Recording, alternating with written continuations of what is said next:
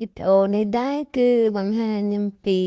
ថ្ងៃជិតចូលឆ្នាំចិនមកដល់អញ្ចឹងសាលាគេទៅប្រមូលនៅតែម៉ោង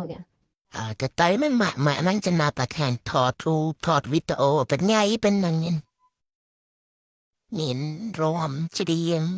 និង fashion show ដែលបង្ហាញ mode ដើម្បី promotion ឬក៏គេហៅថា promote សាលានឹងដោយ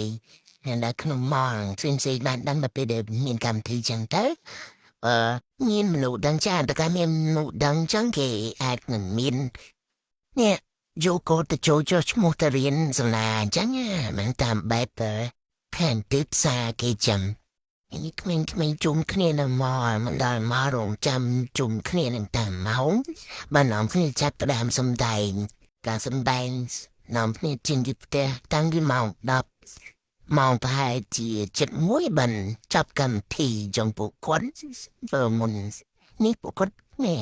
ឃ្លានចឹងដល់វគ្គនេះចាដល់ The Fashion Show មកដល់ដូច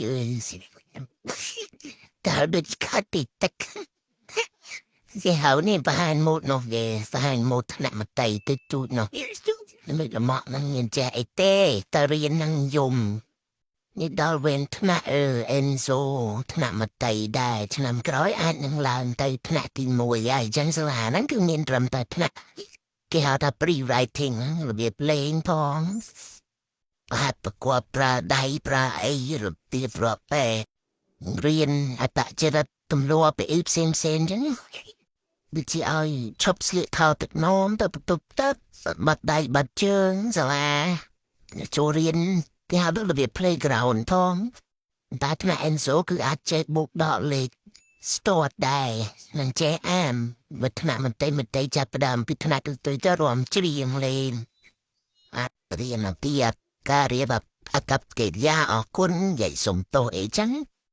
សាលាណានេះកូនក្មេងយល់ចាប់ពីទីខួបបួតខែគេចូលទៅដាក់ចូលសាលាហើយ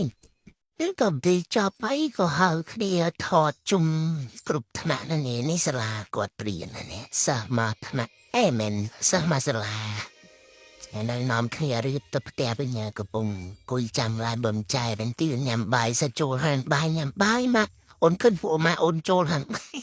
ខំយើងញ៉ាំថាទៅផ្ទះវិញគេទាញ៉ាំបាយហានញ៉ាំបាយហាននេះចូលទៅញ៉ាំដល់ម្ល៉ាព្រាញ៉ាំម្ល៉ាព្រាខាតណាចូលបាយហានញ៉ាំដល់ម្ល៉ាព្រាឆ្អែតដល់មកកាពះប្រប៉ិនកាពះចាបនេះខំយើងឡើងឡានទៅផ្ទះហើយឲ្យញ៉ាំនំប៉័ងទៅសាំចៃខ្លះទៅលុយលើបាក់រោណា